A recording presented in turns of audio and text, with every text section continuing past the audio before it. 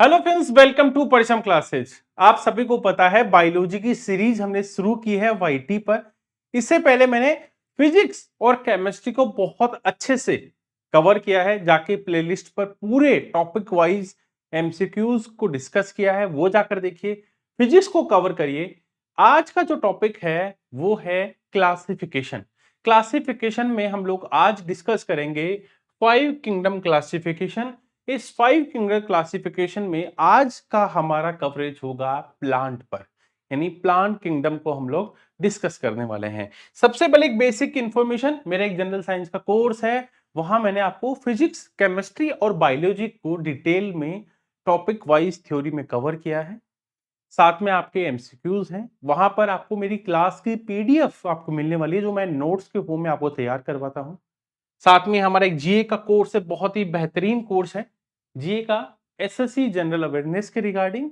ये आप जाकर परचेज कर सकते हैं। यहाँ physics, chemistry, biology, history, geography, static GK, economics, ये सारे सब्जेक्ट इसमें कवर होते हैं। मॉक टेस्ट भी आपको इसमें देखने को मिलते हैं, तो इन मॉक टेस्ट को भी आप कवर कर सकते हैं एक सिंगल कोर्स में। अगर आपको क्या करना है, कुछ नहीं करना, परचम ऐप को डाउनलोड करना है प्ले स्टोर से।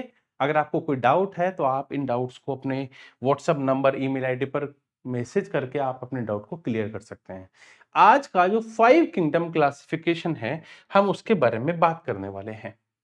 5 किंगडम क्लासिफिकेशन आर एच व्हाइटेकर नामक साइंटिस्ट ने दिया था। उन्होंने बताया था कि हम इन किस किस किंगडम में 5 टाइप में डिवाइड करते हैं। 5 किंगडम क्लासिफिकेशन, यानी यहाँ 5 किंगडम को डिस्कस करेंगे, जिसमें मोनेरा, प्रोटिस्टा, फंगई, प्लांट और एनिमल्स, इनको डिस्कस किया गया है। बट आज का हमारा टॉपिक है प्लांट किंगडम।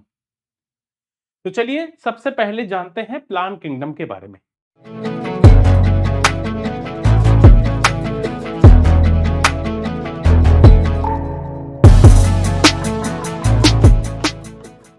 देखिए, जब हम लोग प्लांट किंगडम की बात करते हैं तो प्लांट किंगडम में जो भी प्लांट्स इंक्लूड होते हैं वो ऑटोट्रोपिक नेचर के होते हैं, प्रोड्यूसर होते हैं, यानी ये अपना खाना खुद बनाते हैं। ऑटोट्रोपिक नेचर का मतलब है कि वो अपना भोजन जो होता है, जो अपना फूड है, वो खुद तैयार करते हैं, ऑटोट्रोपिक होते हैं। एक होता है हेट्रोट्रोपिक, ठीक है, वो किसी दूसरे पर निर्भर होते हैं भोजन के लिए। प्लांट किंगडम में जब हम बात करते हैं तो हमने देखा कि यूकैरियोटिक, प्रोकैरियोटिक, यूनिसेल्युलर और मल्टीसेल्युलर सेल के बारे में डिस्कस किया था। तो ये जो प्लांट किंगडम है वो मल्टीसेल्युलर होते हैं, साथ में ये यूकैरियोटिक सेल्स भी होती हैं। यूकैरियोटिक सेल्स मैंने आपको बताया था। यूकैरियोटिक सेल्स का यहाँ बेसिक मतलब है ट्रू, यानी वो सेल्स जिनमें न्यूक्लियस होता है, या जिनमें हम ये कह सकते हैं कि वेल डेवलप्ड न्यूक्लियस होता है। और मल्टी सेलुलर यानी ये एक से ज्यादा सेल से मिलकर इन ऑर्गेनिज्म का निर्माण हुआ है। प्लांट किंगडम में जितने भी प्लांट आते हैं वो मल्टी सेलुलर भी हैं और यूकैरियोटिक्स भी हैं। अगर हम प्लांट किंगडम की बात करते हैं तो प्लांट किंगडम का एक बेसिक डिफरेंस हमने देखा था कि इन सेल्स में क्या होती है। प्लांट सेल्स में होती है सेल वॉल, और ये सेल वॉल किसकी बनी होती है? सेल्यूलोज की बनी होती है। तो हमने देखा कि मल्टी सेलुलर है, यूकैरियोटिक्स है, ऑटोट्रोपिक नेचर के होते हैं, इनमें सेल वॉल होती है। कई बार तो सेल वॉल हमें एग्जाम में दिखता है, लेकिन अगर ऑप्शन में सेल वॉल ना हो और प्लांट और एनिमल किंगडम में या प्लांट सेल और एनिमल सेल में डिफरेंस पूछे तो प्लांट में होता है क्लोरोफिल। क्लोरोफिल क्या है? एक पिगमेंट है, पर्णहरित, ठीक है। क्लोरोफिल पिगमेंट क्या करता है? फोटोसिंथेसिस में हेल्प करता है, play an important role in photosynthesis, यानी प्रकाश संश्लेषण है, ताकि प्लांट्स क्या करते हैं? अपना भोजन क्या करते हैं? खुद बनाते हैं। अब हम लोग क्या करेंगे? प्लांट किंगडम के उस क्लासिफिकेशन के बारे में पढ़ेंगे जो हमें कंफ्यूजन करता है, जिसको हम लोग देखकर डरते हैं। देखिए, अगर मैं प्लांट किंगडम को बात करूं तो प्लांट किंगडम में पहला हम डिवाइड करते हैं थैलोफाइटा। थैलोफाइटा के बाद हमारा सेकंड जो है वो है ब्रायोफाइटा, और थर्ड है ट्रैक्यूफाइटा। ये 3 क्लासिफिकेशन हमने प्लांट किंगडम में किया, जिसमें थैलोफाइटा, ब्रायोफाइटा और ट्रैक्योफाइटा है। अगर हम इसमें बेसिक डिफरेंस एक बार देखना चाहूं तो हम इसमें क्या करता है, जो इसमें प्लांट होता है उसमें जो प्लांट की बॉडी है उनको हम डिफ्रेंशिएट नहीं कर सकते, अलग नहीं कर सकते। ठीक है, उनको ये नहीं बता सकते ये रूट है, ये लीफ है, ये फ्लावर है, मतलब उसको हम लोग डिफ्रेंशिएट नहीं कर पाएंगे। लेकिन ब्रायोफाइटा में क्या होता है, ये वस्कुलर टिश्यूज होते हैं, लेकिन विदाउट टिपिकल जो वस्कुलर टिश्यूज होते हैं वो इनमें होते हैं। ठीक है, होते हैं लेकिन टिपिकल वस्कुलर टिश्यूज नहीं होते। लेकिन हम ट्रैकियोफाइटा में जाते हैं तो इनमें होते हैं वस्कुलर टिश्यूज। ये तो सिर्फ क्लासिफिकेशन है, मैं आपको वन टू वन करके इन सारे पॉइंट्स को भी स्पेशली डिस्कस करूंगा। ट्रैकियोफाइटा में हम लोग 3 भागों में डिवाइड करते हैं, टेरिडोफाइटा, जिम्नोस्पर्म और एंजियोस्पर्म। ठीक है, ये सीडलेस होते हैं टेरिडोफाइटा में, इनमें सीड के कवर नहीं होता और इनमें सीड में क्या होता है, कवर होता है। फिर हमने एंजियोस्पर्म को 2 टाइप्स में डिवाइड करते हैं, क्या है, मोनोकोट, डाइकोट। अब हमें क्या करना पड़ेगा, हम वन टू वन थैलोफाइटा को डिस्कस करेंगे, उसके बाद हम ब्रायोफाइटा को, फिर ट्रेडियोफाइटा, टेरिडोफाइटा, जिम्नोस्पर्म और एंजियोस्पर्म, और उसके बाद में हम करेंगे मोनोकोट और डाइकोट को डिस्कस करेंगे। चलिए हमारा थैलोफाइटा पर डिस्कस करते हैं। देखो थैलोफाइटा, अगर मैं एक बात करूं कि थैलोफाइटा जो प्लांट्स होते हैं वो एक्वेटिक प्लांट होते हैं, यानी जल में रहने वाले, पानी में रहने वाले प्लांट्स हैं, एक्वेटिक प्लांट्स होते हैं। और ये जो प्लांट है वो अपना रिप्रोडक्शन कैसे करता है, देखो इनमें जो रिप्रोडक्शन होता है यानी जनन, प्रजनन जो इनमें होता है वो कैसे होता है, वो जनन होता है एसेक्सुअल। ठीक है, एसेक्सुअल रिप्रोडक्शन होता है किसकी तरफ से, एसेसरीज स्पोर्स के द्वारा, सहायक बीजाणुओं के द्वारा इनमें क्या होता है, रिप्रोडक्शन होता है। ऐसे करने वाले उन प्लांट का नाम क्या है, तो इनमें शामिल होता है एल्गी। एल्गी क्या है, एल्गी एक थैलोफाइटा प्लांट है जो एक्वेटिक नेचर का है, यानी वो एक्वेटिक प्लांट है, पानी में रहता है। आप क्या करोगे, आप जब थैलोफाइटा को देखोगे ना तो आप ये समझो, थैलोफाइटा जो वर्ड बना है एक तरह से थैलस, थैलोफाइटा प्लांट का स्ट्रक्चर कैसा होता है, ये थैलस के स्ट्रक्चर के होते हैं, थैलस।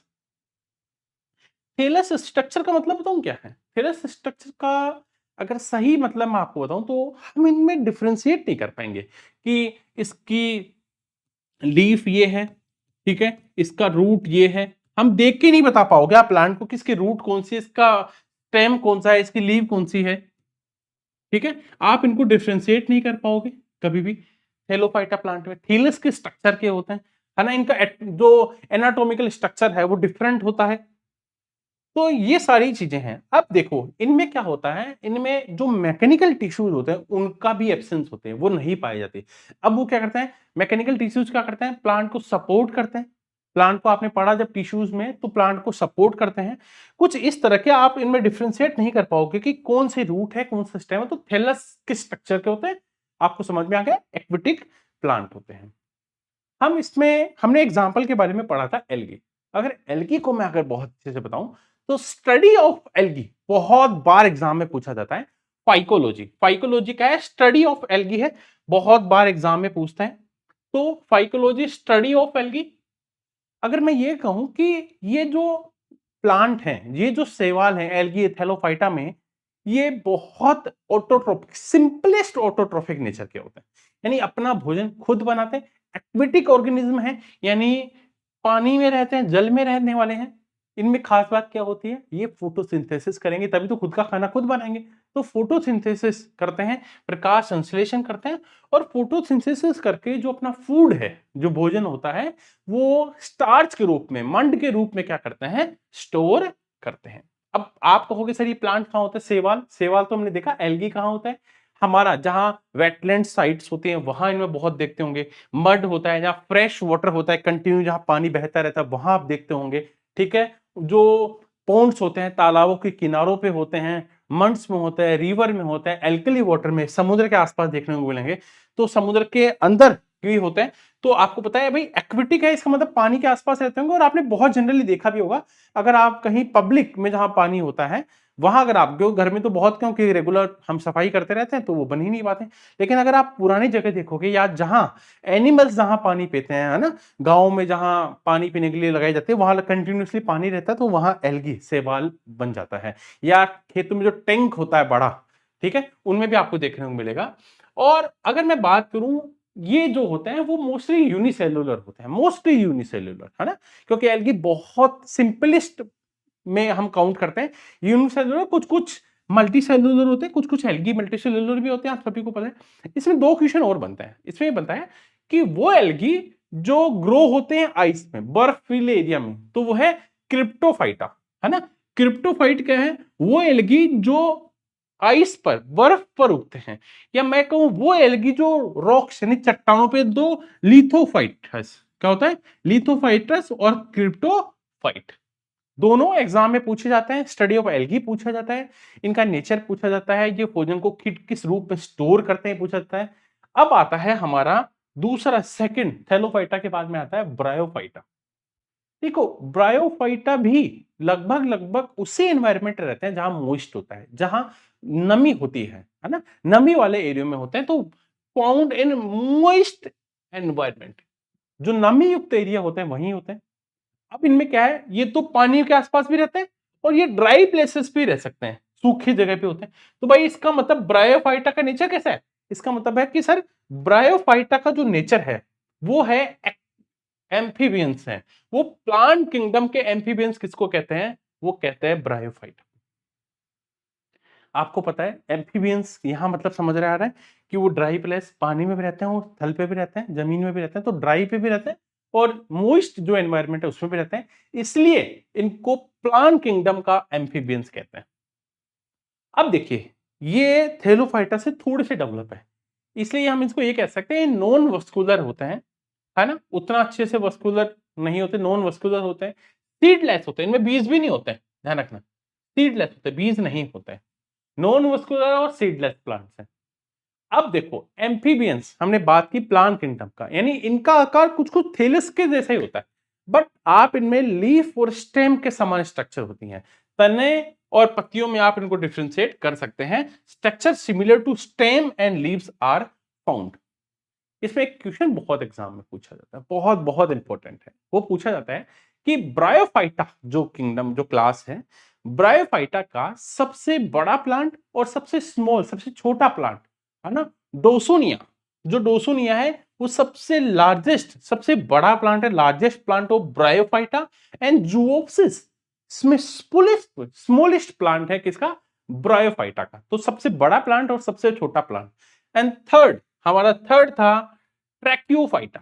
ट्रैक्योफाइटा यानी इनमें थोड़े से और डेवलप हो गए हैं, उनमें वस्कुलर सिस्टम अब डेवलप हो चुका है, संवहन तंत्र जो है वस्कुलर सिस्टम डेवलप हो गया है, यानी अब इनमें जो वस्कुलर सिस्टम वो किस फॉर्म में आ गया है? वो जाइलम और फ्लोएम के फॉर्म में आ गया है। मैंने जब पढ़ाया था आपको प्लांट टिश्यूज में, जाइलम और फ्लोएम को मैंने पढ़ाया था। जाइलम और फ्लोएम का मेन फंक्शन क्या है? जाइलम क्या करता है? वाटर और मिनरल, वाटर और मिनरल्स को रूट से प्लांट के अदर पार्ट्स में पहुंचाते हैं, जबकि फ्लोएम क्या करता है? फूड को, जो खाना बनाया है फोटोसिंथेसिस के बाद, उसको प्लांट्स के दूसरे अदर पार्ट्स में यानी रूट्स तक पहुंचाने का काम करते हैं। अगर आप मोस की बात करते हैं तो मोस को हम बहुत सारी जगह एंटीसेप्टिक के रूप में देखने को मिलता है।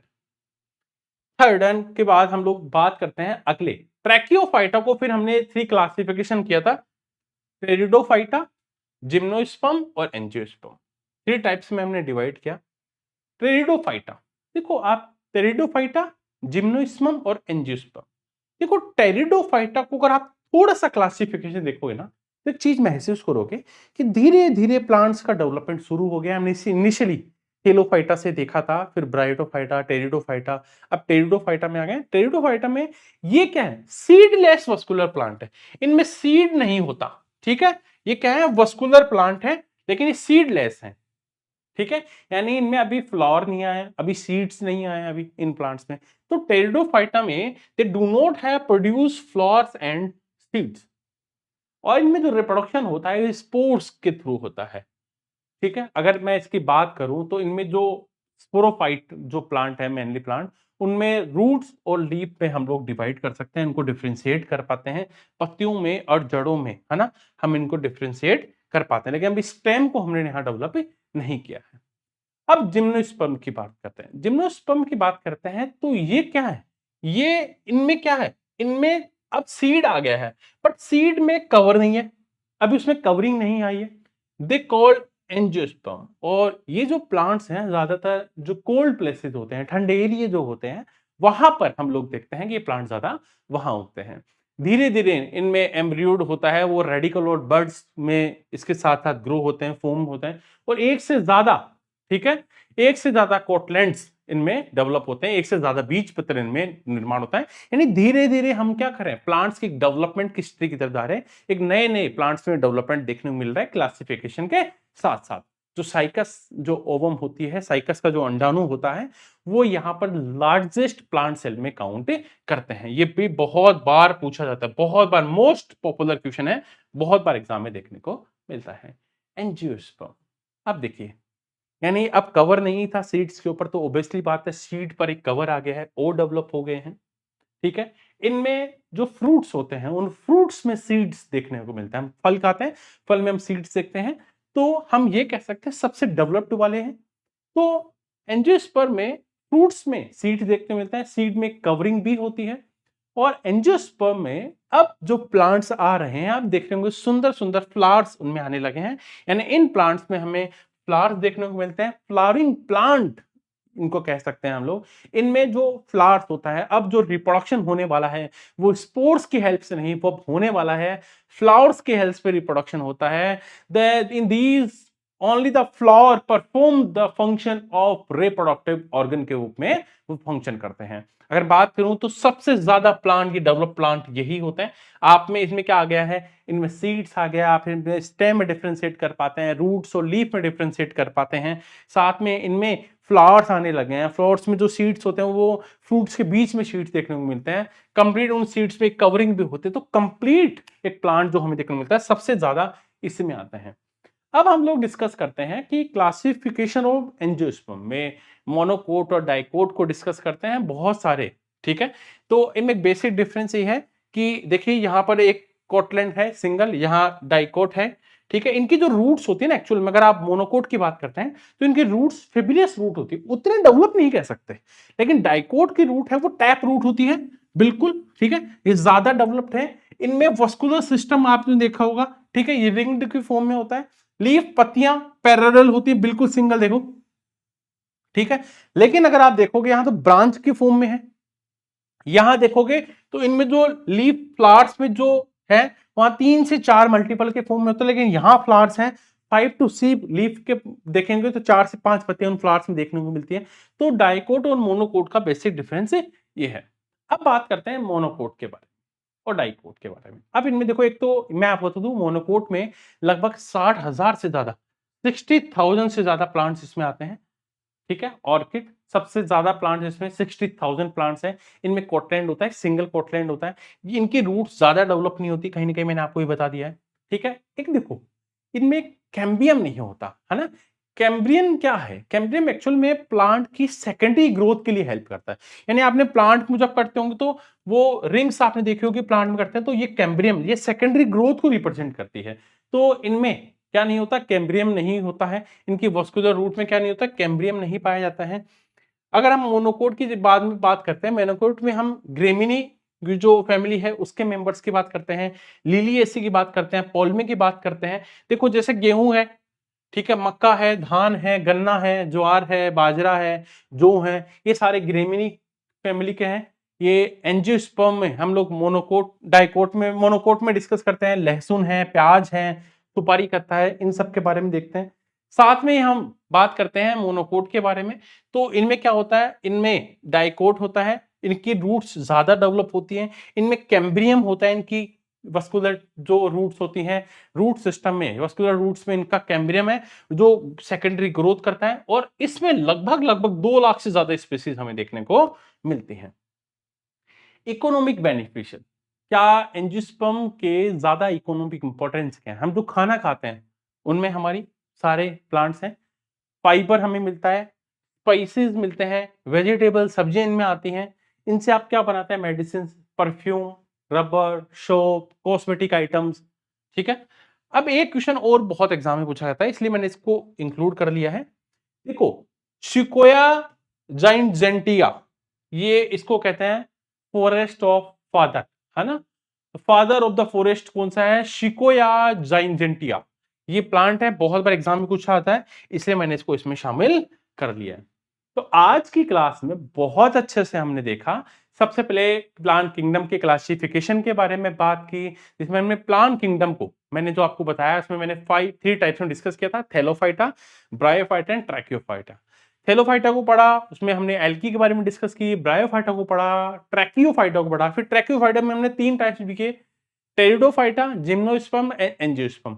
फिर हमने एंजियोस्पर्म में पढ़ा मोनोकोट और डाइकोट, फिर उनके इकोनॉमिक बेनिफिट को पढ़ा। अगर आपको सेशन पसंद आ रहा है तो वीडियो को लाइक करें, अपने दोस्तों को बताएं। अगर सीरीज पसंद आ रही है तो कमेंट बॉक्स में बताएं कि आपको कौन सा टॉपिक जल्दी कवर करना है। ज्यादातर वैसे मैं पूरा कवर करने वाला हूं। अगर आपकी कोई डिमांड स्पेशल है कि सर ये टॉपिक पहले कवर कर लीजिए, तो आप बिल्कुल आप मुझे कमेंट करके बताइए कि आपको सेशन कैसा लगा और कौन सा टॉपिक आपको कवर करना है। Thank you everyone, bye bye, take care.